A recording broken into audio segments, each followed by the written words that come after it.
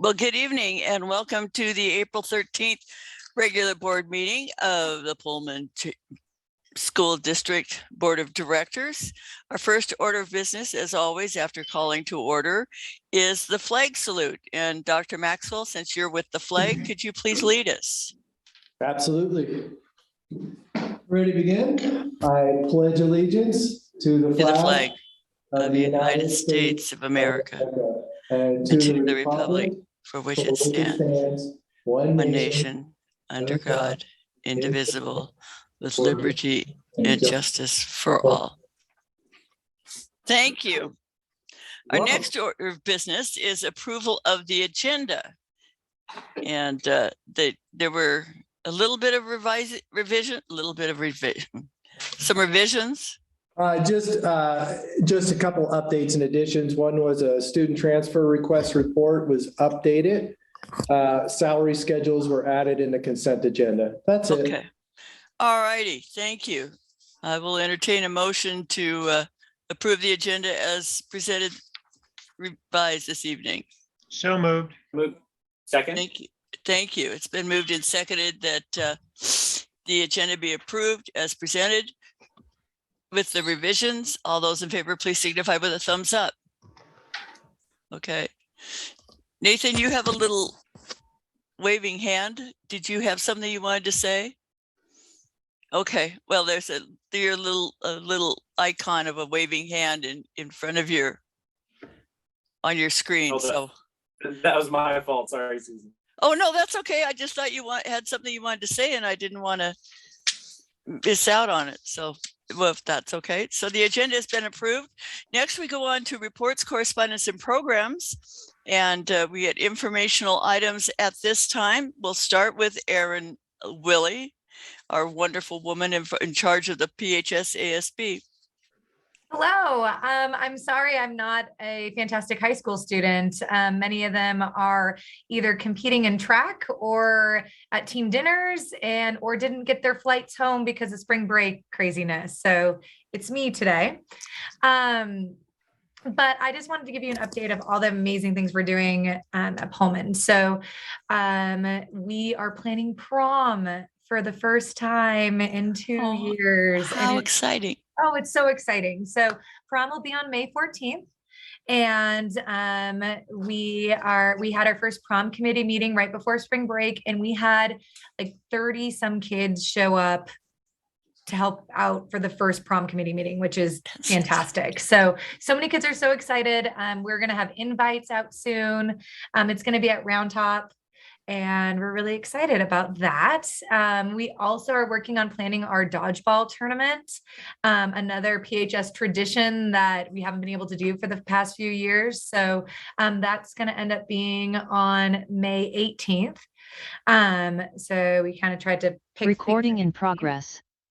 And then we also are working on ASB elections. So it's a very busy couple of months. So this is the last week that we have exec election applications open, and then they will vote this next week on that. And then we will open class officers. So I will have a new group of humans starting in June, and we're hoping to go to leadership camp as we've always done in the past. We're hoping to work with AWSL and do that. So it's a really exciting, it's great to have things open and things kind of feeling very much more like a normal year. So I'm very excited as the advisor. I'm very excited to see kind of where we're headed. And yeah, it's just been great.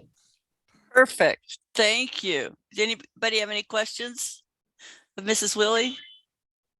I don't see anybody. So thank you very much for taking the time out to report to us this evening. Appreciate it. Bye, All guys. right. Bye-bye. Next would be board reports. And Allison, do you have a report?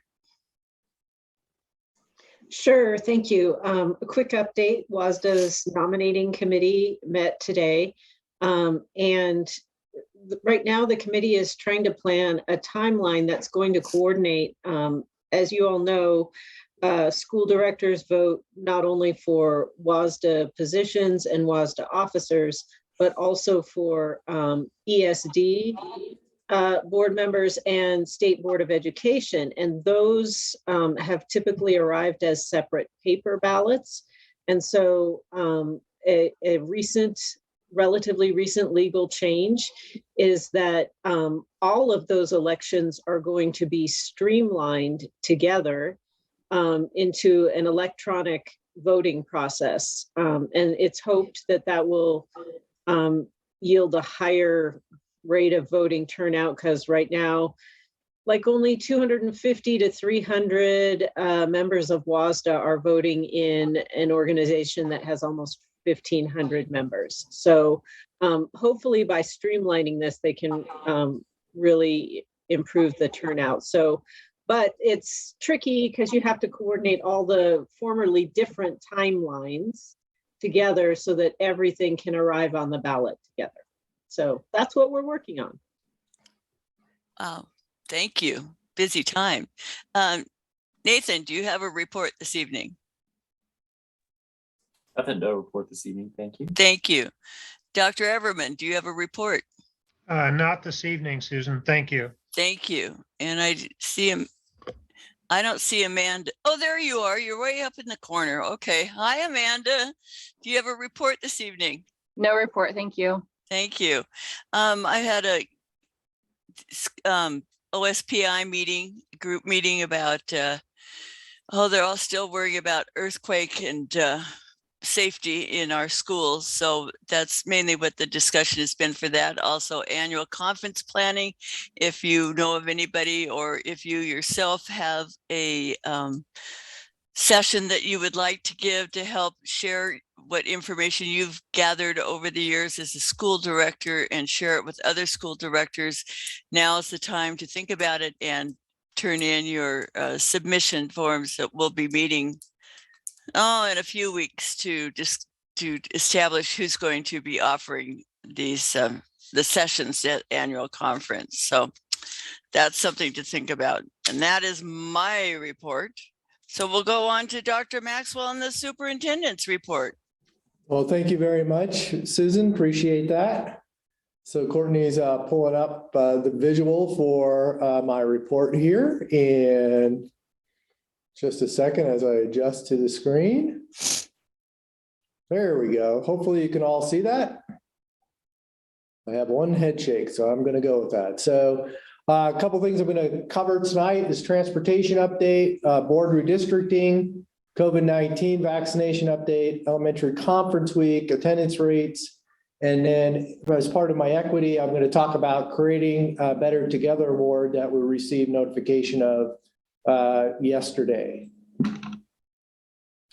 So transportation update, Pullman Transportation is working on an extension application and requested information from Pullman School District as part of that application extension.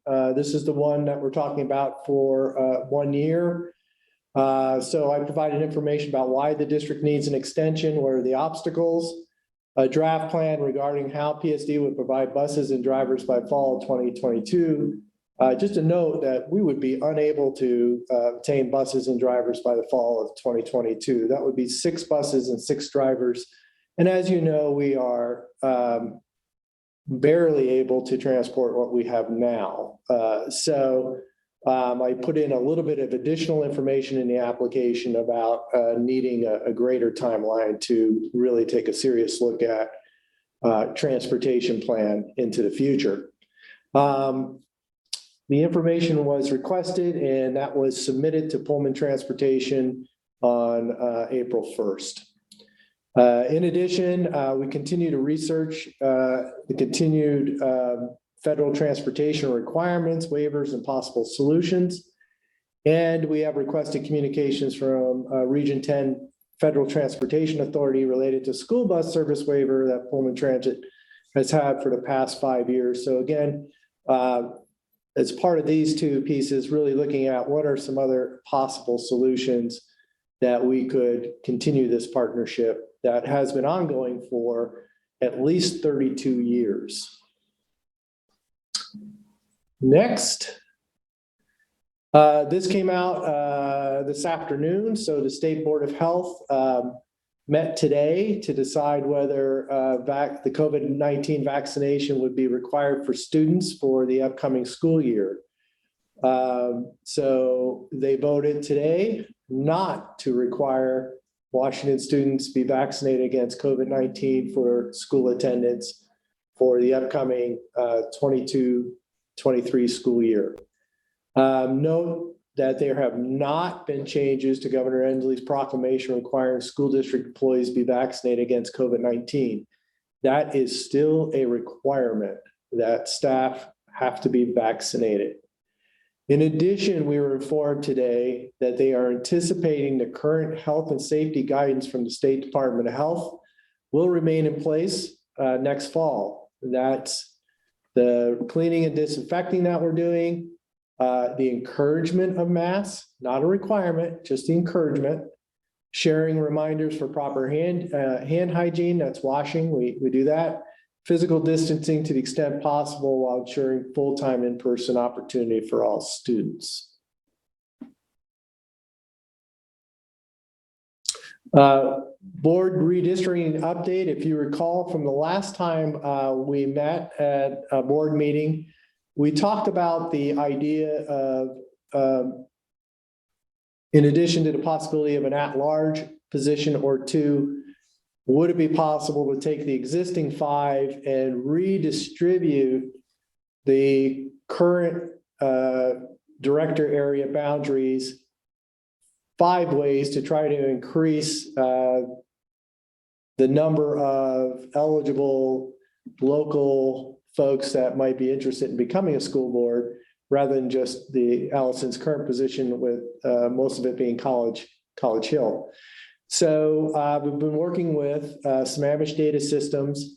This was just put out this week, where Allison's director district would cross over grant.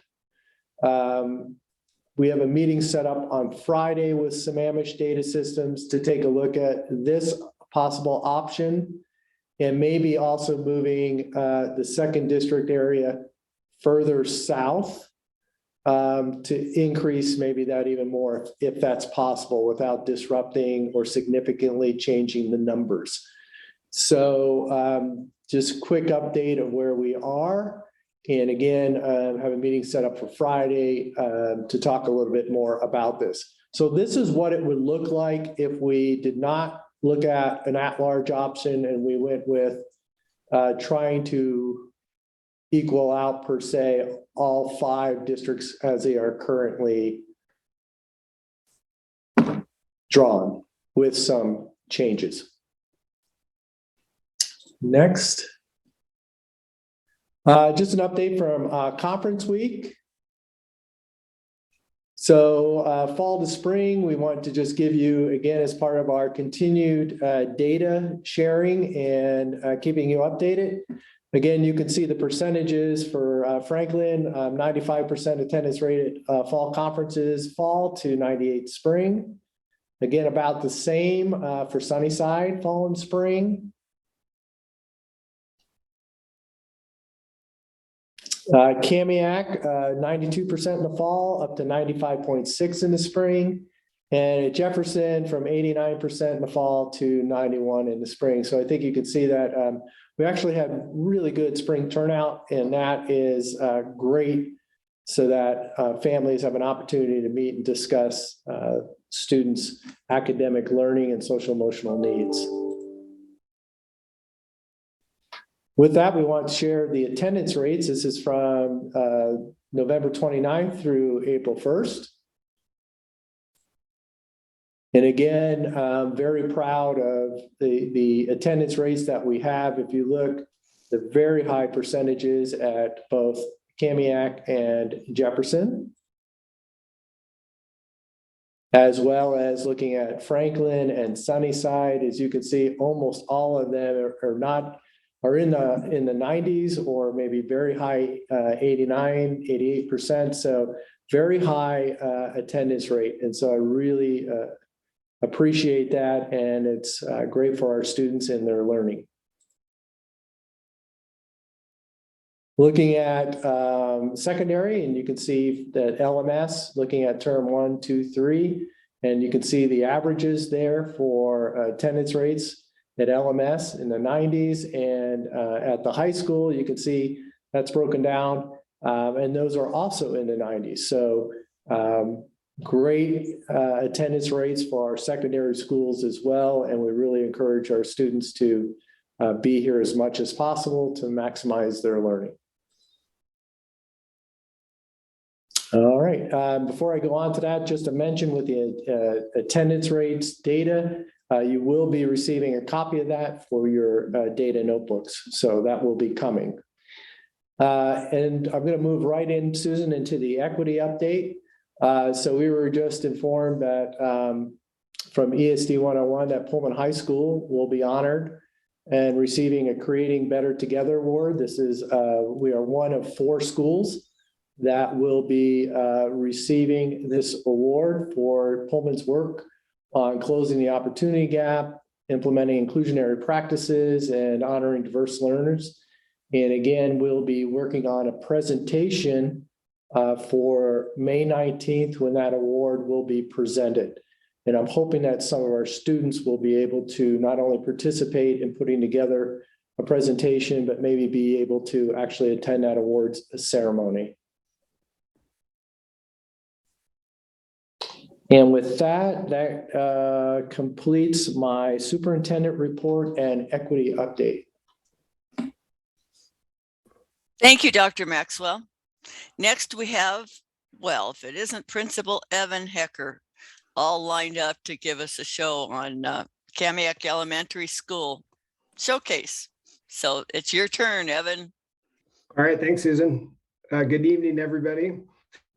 I promise we're not all going to talk from Kamiak. I know how you guys we like to condense this. And so we're going to try to stick to 5 minutes. I told our teachers here I would.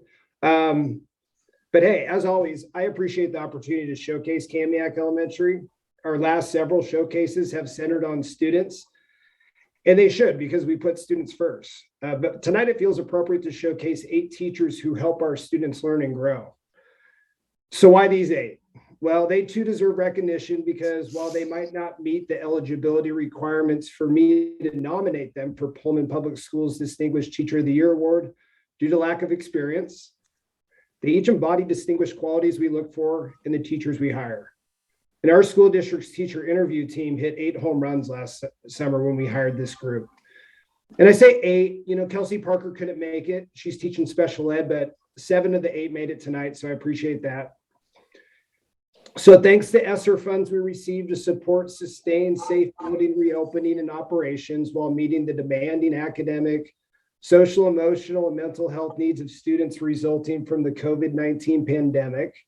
Most of our 8 new teachers were addition to our already stellar staff.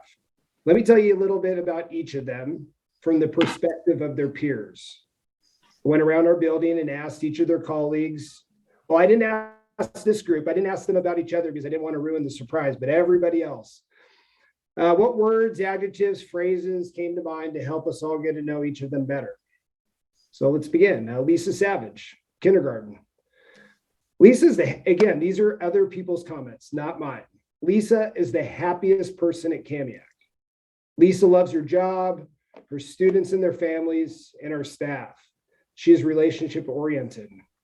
She is generous of her time. She is organized and has a great sense of humor. Lisa is a team player who is always willing to help. McKenna Callahar, first grade. McKenna was born to be a teacher. I'm pretty sure her parents are educators, ... And I said, yes, they are. I had to tell this person, yep, you got it. McKenna's a steady force. She is calm, she is confident, and she is capable of anything.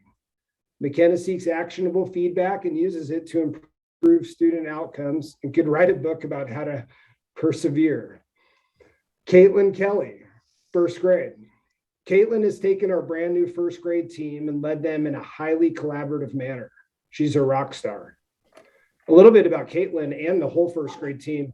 There's 4 of them, and they're all new to the building, and 3 of them have never taught in their own classroom. One of them had an opportunity to teach in somebody else's classroom, but the other two are brand new. So here we go. Caitlin, sorry. Caitlin is one of the most accepting people I've ever been around. She meets all of her students where they're at. She is generous with her time. She is cool. She is calm. Caitlin has a quiet compassion about her. Rebecca O'Daniel, first grade. Rebecca is so tuned in with her students and their needs, you would think she's been doing this for 40 years. Rebecca is incredibly competent. She is lovely to collaborate with. She is patient and is excellent at communicating with parents. That actually comes from a parent/teacher in our building, so you might figure that one out. Rebecca focuses on building relationships with all those who she encounters. Madison Swim Hotchkiss, first grade. Madison is the model of perseverance. There's something common about having to persevere and being a first grade teacher. Madison is energetic. She is organized and her students benefit from her routines. She's probably the most open-minded and accepting of her students' needs than anyone I've ever seen. And she is calm. Madison is capable of taking on any challenge. Jenna Fenstermaker, fourth grade. Jen is joyful and her students are the happiest about learning I have ever seen in a classroom. Jen is always checking in with her students to see if they are understanding. She is determined. She is hardworking and a positive light. Jenna has classroom management skills that will blow you away. Shelby Sandvik, fourth grade. Shelby is a genuine angel. Shelby is inclusive and promotes acceptance and generosity in her classroom. She is thoughtful. She is determined. And she always meets students where they're at. Shelby's kids are always so happy about learning in her classroom. And this is actually from a different person that said the same thing about Jenna's. So people are noticing you too. Kelsey Parker, she's not here, but I still want to talk about her and brag on her too. Kelsey is a model advocate for her students. Are you sure this is her first year teaching? I love her. That's what somebody said today. Kelsey takes initiative. She is a team player and she is joyful. Kelsey has high expectations for her students and even higher of us, but she's so friendly and positive coming from a classroom teacher. Again, thank you. Sorry, I'm trying to read my screen. Thank you for the invitation to showcase Kamiak Elementary. I want to personally thank this intelligent, compassionate, and positive group of educators. I think I most appreciate how you all prioritize resources based on what is needed for the success of every student. You're so student first. That's why I'm talking about you, because you are.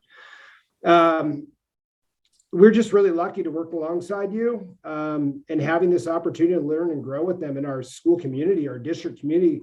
It's really an honor. I hope the rest of you get a chance to know them like we do. They're fantastic. Thank you very much. And boy, how lucky are we to have so many wonderful teachers at Kamiak. So you're lucky. Appreciate it. Thank you. Yeah, thank you, Evan, very, very much. That is the end of our reports section of the agenda. So next we have the visitors section. I'm told that we have no visitors tonight, but this is where you get your chance to speak to the board if you so desire. It's for anyone wishing to speak before the board as an individual or as a member of a group. Visitors wishing to speak must have signed up on the virtual sign-in sheet. Addressing the board, you will unmute your microphones when called upon, state your name and address prior to presenting information. The board will listen and may offer clarification, but will not discuss the topic at this time. The board may consider moving the topic presented to a future meeting date and discussion item. We do ask, as always, to keep your comments civil and respectful and limit your remarks to 3 minutes. Individual speakers may not gift their time to other speakers. So had you signed up, this would be the chance where we call your name and ask you to share with us. But since we have no one signed up, we will move on to the consent agenda. To expedite business at a board meeting, the board approves the use of a consent agenda, which includes items considered to be routine in nature.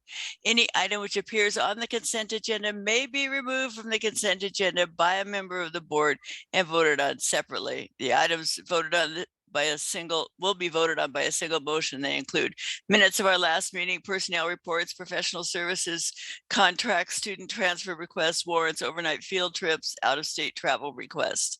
And that is our consent agenda for this evening. I will honor, or I will ask move for that we someone. approve the- There we go. Thank you, Nathan. Yep. Move that we approve the consent agenda. Bail me out. Thank you. Second. Thank you, Amanda. It's been moved in second that we do approve the consent agenda as presented this evening with the 2 additions that we approved on earlier. And so any questions, any concerns, any comments? Hearing none, all those in favor, please signify with a thumbs up.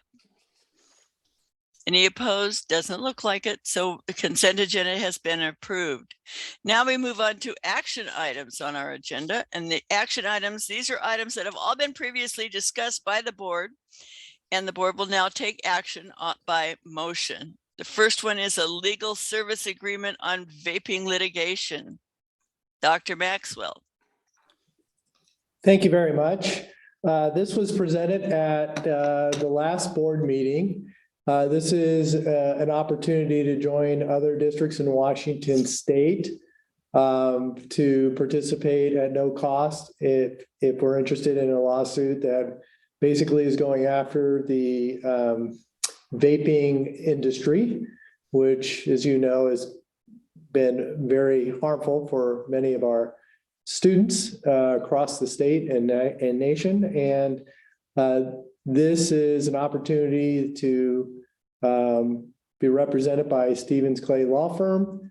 Again, there's no additional cost other than there are costs for collecting the information that they'll need if we decide to join this lawsuit, which would probably be some overtime to collect some records and different things with maybe a few of our folks. But other than that, this is an opportunity that we could possibly receive some money in the future that we could use for other activities, programs to benefit the overall health of our students.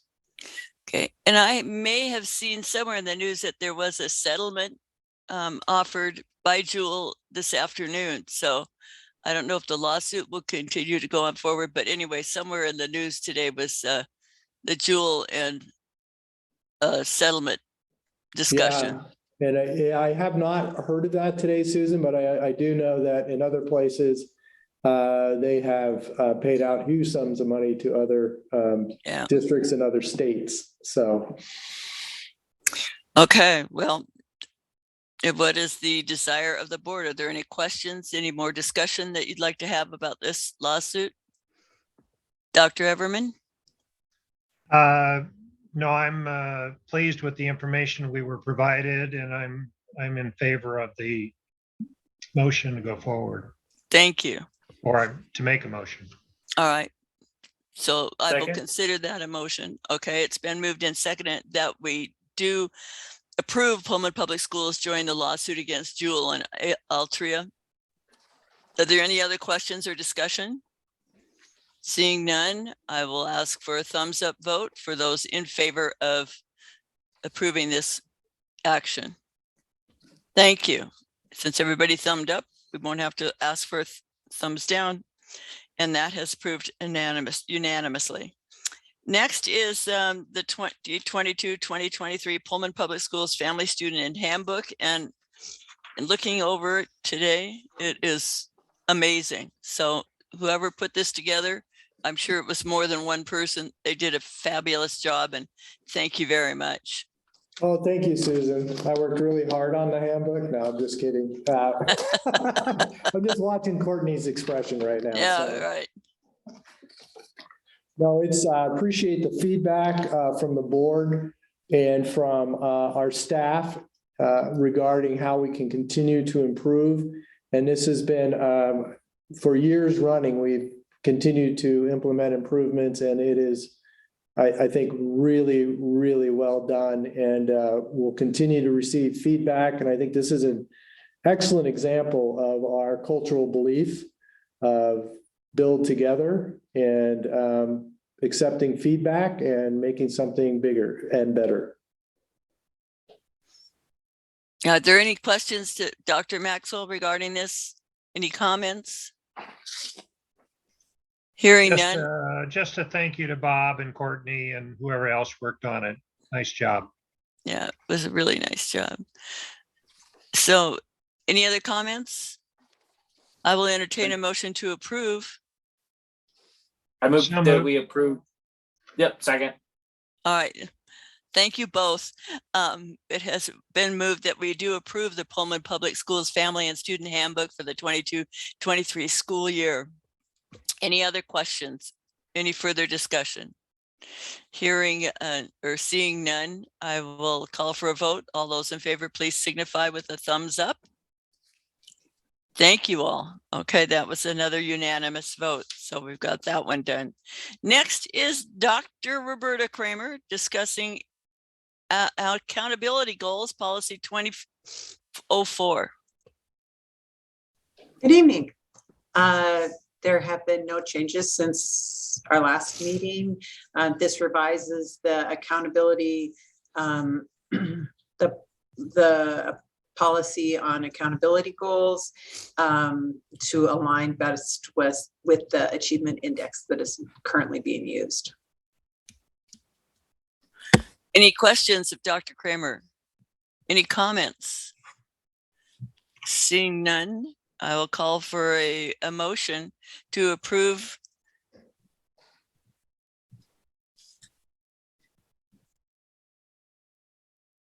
Hello, is there? So moved. Thank you, Jim. Is there a second? Second.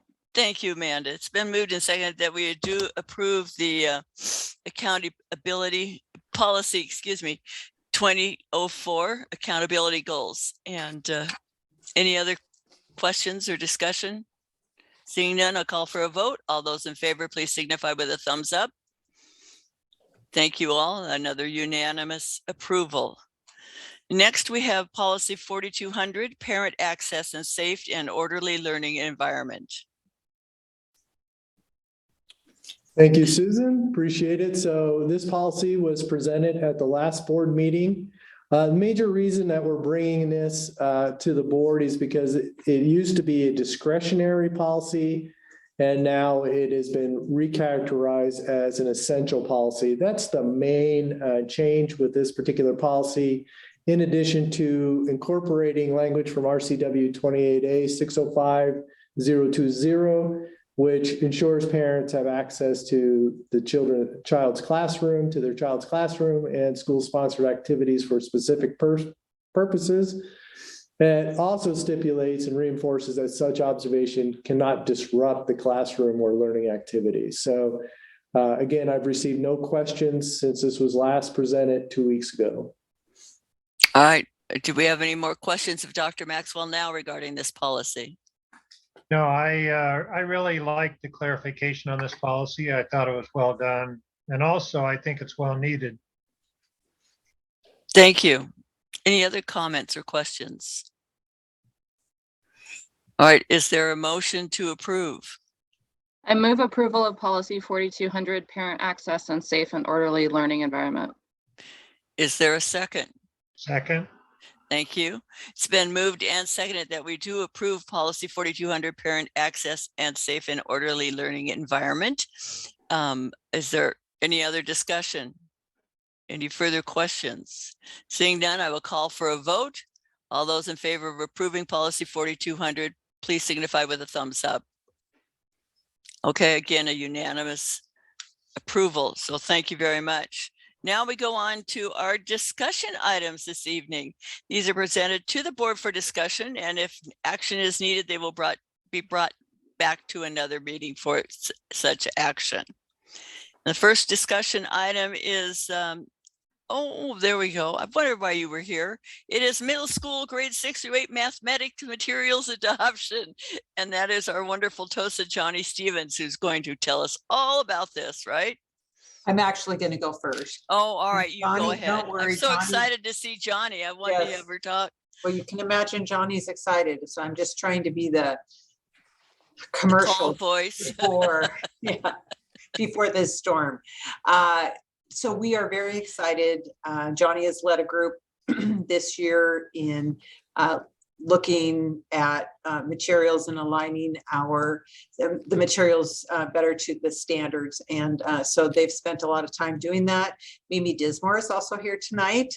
Somehow, I don't know how she arrived. I know she's been busy today mentoring and supporting our new mathematics teachers at the middle school, but we appreciate that she's here tonight as well.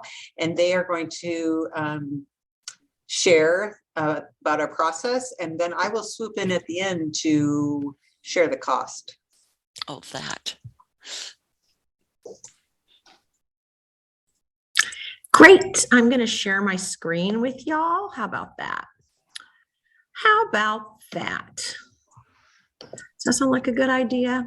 Sounds like it looks Yeah. like you've started. There we go. Yeah, I didn't mean to start. So let me, I need to move that over. There we go. We'll go from beginning here, and there we are. Okay, let me move this back up here. Like Roberta said, so excited to be here today. I was so lucky to get to work with the teachers at Lincoln Middle School about math adoption, our instructional materials adoption committee. I don't know if you Excuse me, remember. Johnny, Yeah. but you're not showing, you're showing slide 7 of 12. Oh, I'm so sorry. It looks like I was not showing that. So it says screen sharing is paused. So I wonder what that's about.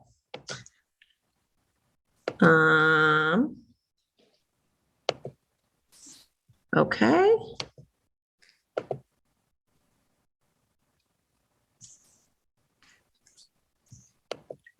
Let's see. That's better. Yeah. Is that better?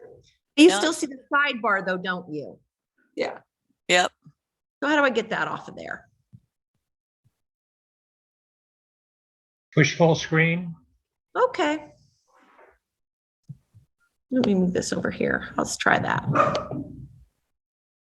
Okay. Oh, it's sidebar still there. Okay. I'm going to do this one more time.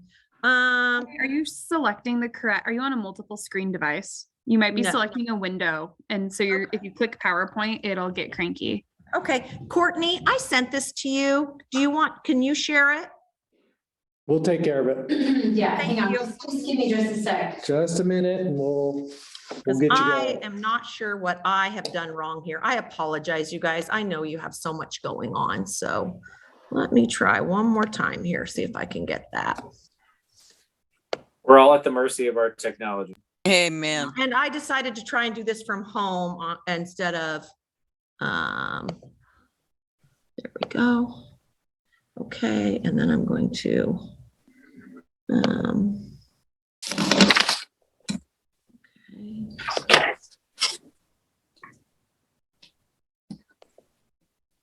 Mhm.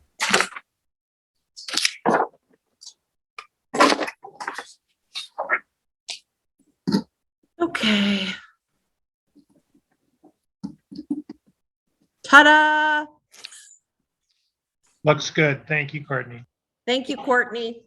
Yep. So perfect. That's where I want to be. So this is part of the process that we go through to ensure a guaranteed viable curriculum. And that is to evaluate data of student performance, evaluate our materials, and ensure they're aligned with our essential standards. So this is just part of that same process that we've gone through the last 3 years, it seems like. First with math at K-5, then ELA K-5, and now we're so happy to be working on middle school 6-8. You go to the next screen for me, Courtney. So for this process, to remind you what we go through, it's obviously based on OSPI, very specific guidelines and parameters for state law on the Common Core state standards and the Common Core state standards for mathematical practice. We review ed reports, ESD 101, and then of course NCTM, which is National Council for Teachers of Mathematics, and then of course PSD policies and data. When we did our evaluation, we are very fortunate to have a very experienced ESD 101 secondary math representative, Jeff Crawford, and he was very helpful. We went through the supplemental resource approval of last year, so we've been familiar with that process. And then, of course, our professional expertise, and then both of the rubrics are recommended by OSPI. Go ahead, Courtney. And these are just a rough overview of the members of our team. And then of course, Mimi is here with us today. We had representatives, obviously, from middle school, special education. Scott Thompson was wonderful to have on our committee because he has worked both at the middle school and the high school and has special education math experience. I was just talking to Robert about this today. He's so wonderful. He reached out to me. He's always reaches out to me with thoughts and ideas around math. So I was excited to have him on this committee, as well as everyone else on there. So I'm going to have Mimi help me out here a little bit later. Okay, Mimi. But did you want to add anything about the process before we get going in our recommendation? Nope, you're good. Okay, cool. So illustrative mathematics is what we'd like to recommend today. It received the highest scores and the most votes in each step of the process. And so I'm going to go over that with you. We started off by just collecting data on what programs were out there and asking other districts, looking online. And then we looked at those scores on Ed reports. So we examined which programs had all green. That means they passed all of the gateways. They were aligned to standards. The standards were present and treated with appropriate depth and quality. And they had a usability score. And we identified, there were about 6 to 7 programs that had all greens, right, Memes? And yeah, and we're really, that was a good number of them. And then we as a team kind of dug in and looked into them a little bit more and identified our top 3. And we came away with Illustrative Mathematics, Carnegie Learning, and Agile Mind. And those were the top 3. And then we took the Equip rubric and we looked closer at these lessons.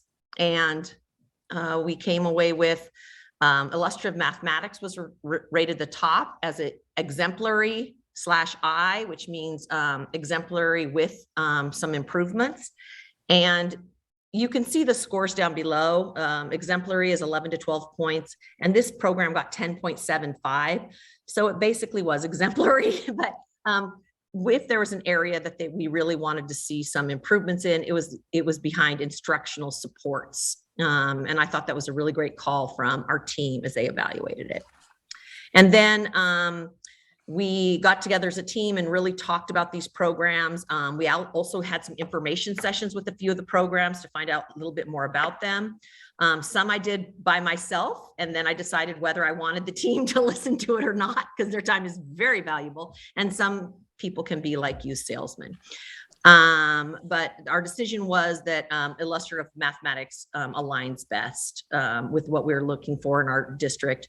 And it is also a nonprofit organization in that it is designed and offered free of charge, if you will. But recently it has been adopted by different companies for partnering. If we go to the next slide, and this is where I think Mimi has some really great input on why illustrative mathematics.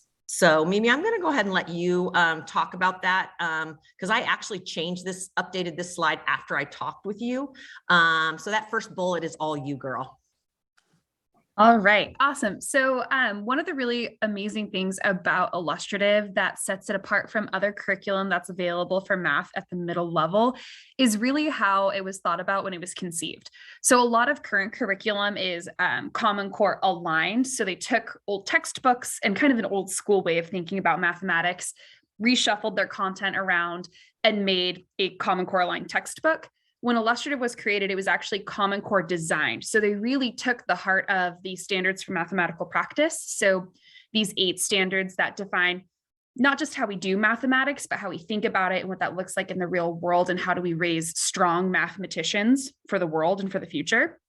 And they use those principles in their design. So not only is it problem-based and not only is it aligned to the Common Core, but it has some of those really important instructional shifts and the materials support teachers in using best practice in the field right now, which is really unique to this program and was something that was really lacking in some of the other materials, unfortunately. Yeah, that's other piece. Yeah. we were pretty disappointed in that, weren't we? When we saw some of the other ones, we were like, oh, this is going to be so great. And, you know, of course, their intros and all the things they say about them. But then when we really dug in, we were like, oh, this seems really old school. Whereas our teachers, Savannah and Mimi and Emily, when we were learning more about illustrative, they were like sending texts like, I'm so excited, to each other and to me. It was so cute. Like, oh my gosh, this looks so good. Oh my gosh, this is really great. So that was really cool. There's a great balance between conceptual understanding and procedural fluency. There's high leverage routines and tasks that guide students, problem-based, the 5 practices for orchestrating reasoning. And it also offers us we have to then make a choice between how do we want to receive this curriculum? Because you have to be an Illustrative Mathematics certified partner or publisher, and McGraw-Hill, Kendall Hunt, and Imagine Learning were the top 3 programs that we looked at. Next slide, please. So why did we choose McGraw-Hill? And if you want to add something, Mimi, let me know. But we were excited because this had a combination of print materials that are carefully designed for efficient, engaging instruction. And then a digital platform that had features for differentiation that our teachers were excited about. And the platform pages match the student print pages. We just felt like that part was very clear, very colorful, a lot of diagrams, a lot of pictures, a lot of concrete images for students to make connections with, as opposed to some of the other books that were just so many words, and just lists of problems. They had better differentiation. We really liked how they would, that McGraw-Hill had the combination of both of those, and a pretty large company that could help us. We had some technology questions and they were answered pretty promptly. I didn't have these questions. Mimi and Emily and Savannah had these questions. They would ask me, I would ask the vendor. So anything else about McGraw-Hill? You've been using Kendall Hunt, excuse me. Mm-hmm. Yeah, so we've been using the free version as a supplementary resource, which we've spoken about before. The real strength of looking at McGraw-Hill is what it gives teachers time to do. Because right now what's happening is 6-8, when we're looking at creating opportunities for small groups or additional practice or intervention or any of those really good pedagogical practices that we know help students learn, we're having to pull from a bunch of digital resources in order to make those groups and make those materials. And that really cuts into teacher prep time and just extensive amounts of work that everyone is putting in. McGraw-Hill already has that created. It's essentially what we've been going to 8 different platforms online to do, all in one bundle, so that instead we can use that time to collaborate or look at student data or watch each other teach, and really is going to just create an opportunity for us to dig into our practice in a way that we're not able to when we are spending 8 hours looking at a website, creating intervention groups, or spending 6 years at the copier. I think it's a quality of life thing, but also I'm just really excited about the opportunities we're going to have as a team to improve all of our practices together. Yeah. And that was something that, you know, one of the members said, I think all 3 of you said at one time, but I remember Savannah just going, I am so excited to spend the majority of my time figuring out how to differentiate and meet my students' needs and not how to get everything put together. So could you go to the next slide, please, Court? Awesome. Of course, as part of the program, we did a evaluation of bias. Actually, Mimi was one of the teachers that did the bias with me, and then Tammy Sewell also did it. And we obviously recommended it for use because it did seem that most of the examples were not, how do I explain it, Mimi? You did a good job of explaining how, go ahead. Yeah, so there really isn't a math curriculum that exists that is culturally responsive. However, the types of tasks that Illustrative proposes are very accessible to all students from all different places and backgrounds. A lot of the examples they give are things like eating pizza or going for a walk with your sibling or, you know, doing a lemonade stand fundraiser, and things that are just really accessible contexts that make sense to kids. The way that the curriculum, it doesn't necessarily go into some of the diversity things that the rubric talks about, but it's also, like most math curriculum, pretty devoid of any harmful language. And they use the term, what would the painter say? What would the engineer say? Not what would she, he. They don't use a lot of gender labels when they refer to characters that often, is what we found as well. Okay, next slide, please. And then we also made a video for them to view the program, and they had the opportunity to come in and comment. Like I said, I did get some questions about what the 6-7 math would look like. We're also excited because McGraw-Hill does offer illustrative mathematics compacted courses. So our students that are on the advanced track will have all standards covered 6-8, which is our goal, to get students to know all the standards 6-8 to prepare them to be successful in a compacted course that is a 6-7 and then a 7-8 course, and then they'll go to Algebra 1. So that's pretty exciting that there's that. That's already created too. We don't have to try and compact the course. But we did have one parent or family member comment about the curriculum. So there you go. Next slide, please. And then for implementation, we continue to find ways to be more supportive of implementing for our teachers, looking at training for all of the educators and interventionists, planning for the purpose, preparation, and distribution of the instructional materials.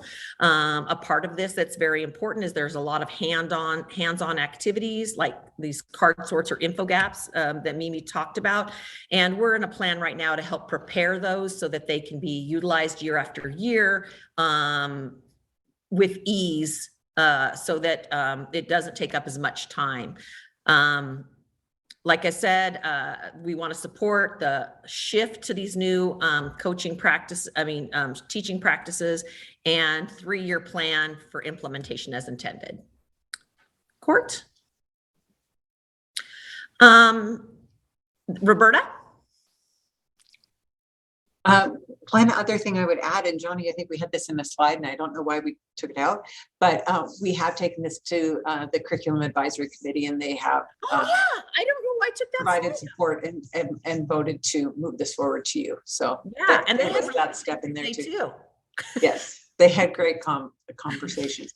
Okay, so the anticipated expenditures related to the purchase of these materials are the initial for years 1 and 2, the $40,000 that's for the print and the online licenses. We're doing that for a 2-year because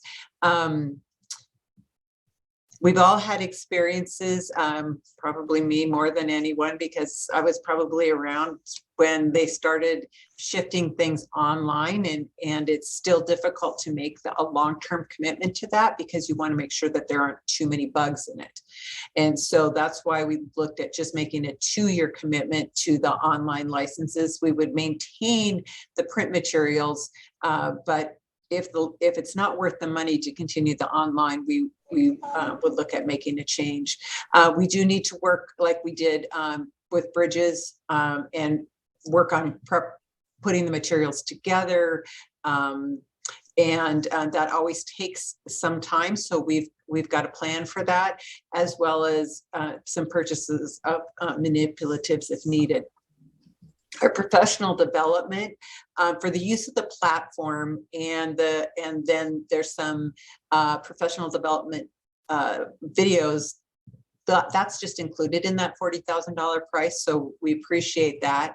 Should we determine that we're going to do additional professional development in year 1, we're planning to spend about $8,000 in year 1, and we're working then with Illustrative Mathematics, okay, who we're purchasing from McGraw-Hill, but we're working with Illustrative Mathematics in that professional development. And we have adopted this as a supplemental material at middle school for the last 3 years, I believe.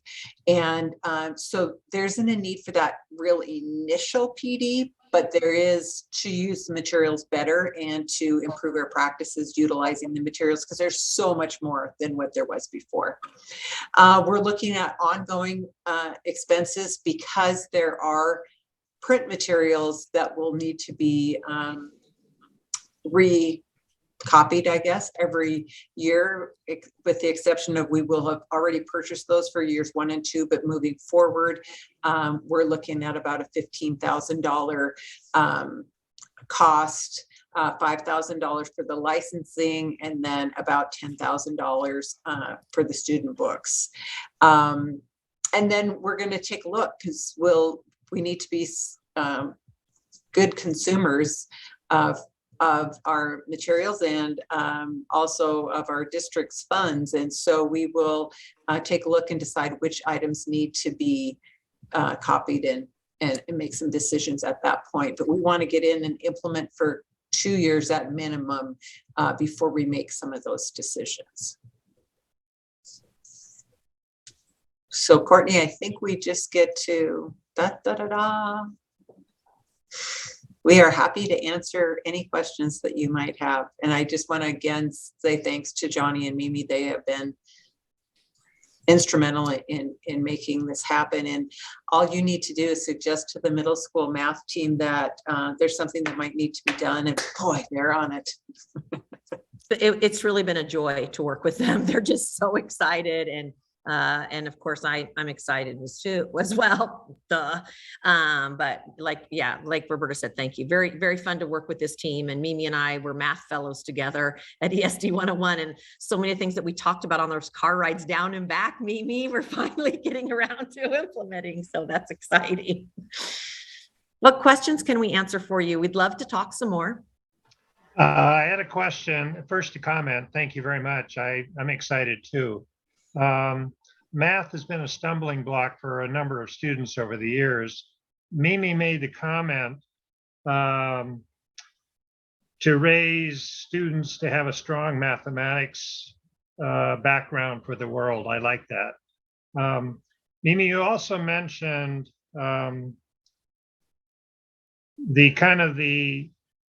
I'm envisioning something with computer digital imaging, but also print material. Can you give the board some kind of breakdown on what percentage is digital versus print material? Mm-hmm. And then you said it was adaptable to all students regardless of background. Mm-hmm. Yeah. Some are going to be coming into this very naive. Some will be coming in with a lot of computer expertise. Mm-hmm. So I'm interested to see how you're going to balance that. Mm-hmm.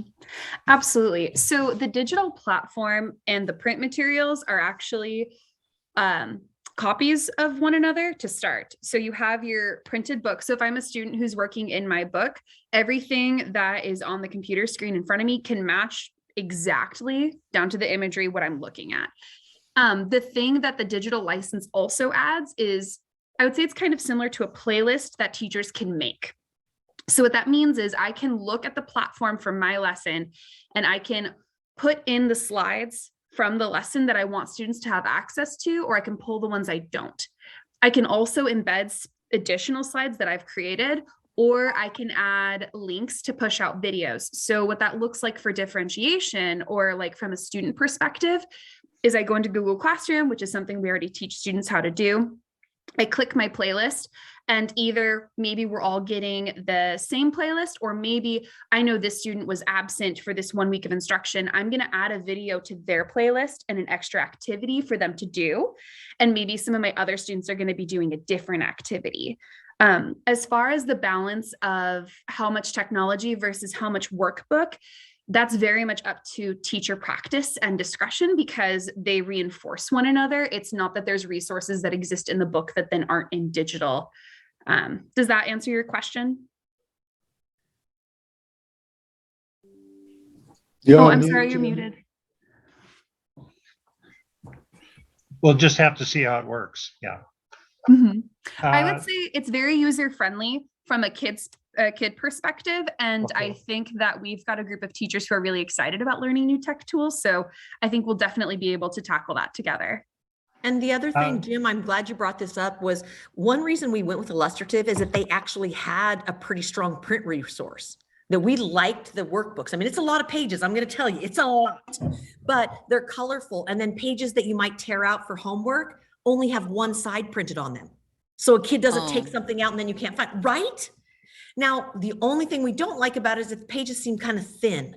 And, you know, our 7th grade teacher that was like, there's so much graphing, they're going to rip right through these pages. So we want to kind of see how that goes, right? They were like, but we thought it was so important. We had to have that kinesthetic. We had to have something that they were writing on.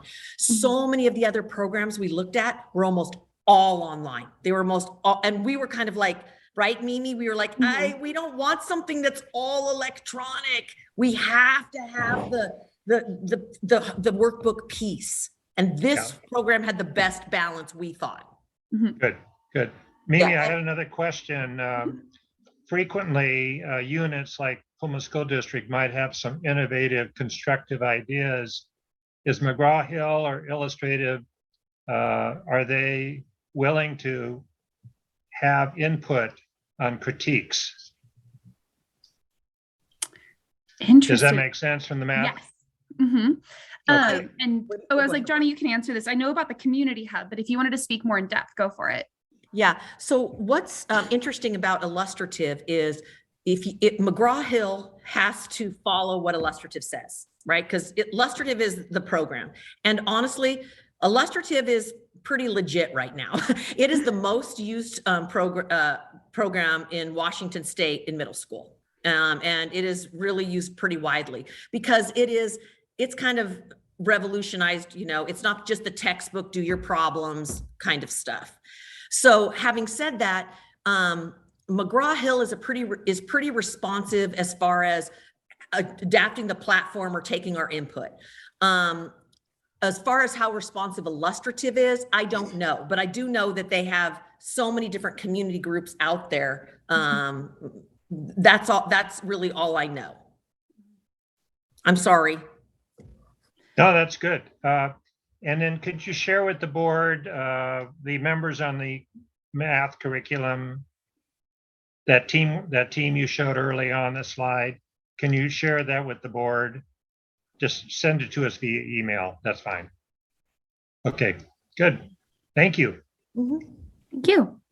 Thank you, Jim. Anybody else have questions or comments? Allison. This is just a little bit tangential, but I can't remember which one of you, Johnny or Mimi, mentioned looking at so many words on a page of math. And I was wondering if you could just expand a little bit on that concept and what that means to you. And the reason I'm asking is I sat in on a couple of conferences, elementary conferences that were teachers just remarking that the Bridges curriculum has a lot of words involved. And so students not only need to be able to know their math facts, they need to have really good reading skills to weave in to this Bridges math curriculum. And I didn't know if that idea was somehow related to what you're looking at in this 6-8 curriculum, or maybe that remark was about something else. So just if you could just expand on that. You're muted, Johnny. Thanks. That doesn't happen very often. I know Roberta wishes she could mute me sometimes, but great point, Allison. And actually what I think the comment was about, because the Bridges curriculum doesn't have too many words for students in their books. I don't think they do. It actually is very similar to Illustrative in the sense that there's a lot more pictures, diagrams, words, things like that. The teacher's manual for Bridges has so many words, And I do get that a lot. They're like, Johnny, it's like 5 pages of narration. I go, I know, but it's so good because if you read it, it'll say, students may say this, or they may say this. So it's a lot. But yes, we always have to be very highly aware of is the student struggling because there are words, don't get me wrong, there are words, and that we will have students that could be a barrier. What we were talking about with Mimi and I was that in the Carnegie book, right, Mimi, it was just all black and white. I mean, it was just so boring and monotonous. Whereas Illustrative had all kinds of colorful pages. I thought I brought it home with me, and pictures, and the nets, that you create and stuff are very, very colorful. So that's what we meant, that a child isn't overwhelmed with, oh my gosh, I have to read all of this, right? So where reading distracts them. But I don't think it's that way with all of the bridges for the student materials, but definitely the teacher materials have that. Kind of to connect this, it's a little off too, but I sat in on the SIT meeting, Roberta and I both did at Sunnyside yesterday. They're amazing, the questions they were asking, and part of that is, oh, they're struggling with this math. Is it the reading of the problem? Is it problem solving? When we say we have a problem, we don't just say they're struggling in math. We say what math, what standard, what piece of it? What is the connecting standard? That's something that this does a great job too. This illustrative will say, this is the standard we're building from. The fourth grade standard of operations and algebraic thinking, distributive property. We're building from this standard. We're building to this 7th grade standard or this 6th grade standard. Very exciting as a teacher, because then you can pinpoint, okay, maybe I need to help them feel more confident about this 4th grade standard, remind them of this access point before we can build on and get them up to the 7th grade standard. Does that kind of answer your question? Yeah, it's really helpful. Thank you, Johnny. Any other questions, comments for these wonderful math ladies? It's my new job title, math lady. Yep, there you go. Perfect. But seriously, the math team at Lincoln Middle School, you guys have got to get to know them. The whole team, not even just those people. They're so awesome. Yeah, I have the best team. That's why I want the list. You should have it, yeah. And even, we have, oh my gosh, Emily Lineweber. Oh, I'm so impressed with her. You should have seen how hard she worked during COVID to meet with students individually, to support them in any way she could. Sorry, I'm going to go off, but I flip and love them. Nothing's better than a math teacher that wants you to understand math. It's quite a concept really out there. But. Yeah, well, heaven forbid, we don't need to be about compliance, finishing things. We need to be about students learning the mathematical concepts. Yeah. I'm against compliance. Yes, ma'am. We'll mark that down. Okay, would you record that? Okay. All right. Well, thank you very much. If anybody else has any comments or questions on this, you can feel free to, I'm sure, contact Johnny or Roberta, and we will come back and vote on this in our next meeting. Thank you, ladies, so much for taking the time to share with us. Thank you, as always. We appreciate your support. Thank you. Okay. Thank you. All right. Next, we get to our Executive Director of Operations, Joe Thornton, talking to us about the 2022 Summer Athletic and Activities Program. Good evening and thank you. And this is the annual report to you of those programs that are going to be going through the summer involving athletics and activities.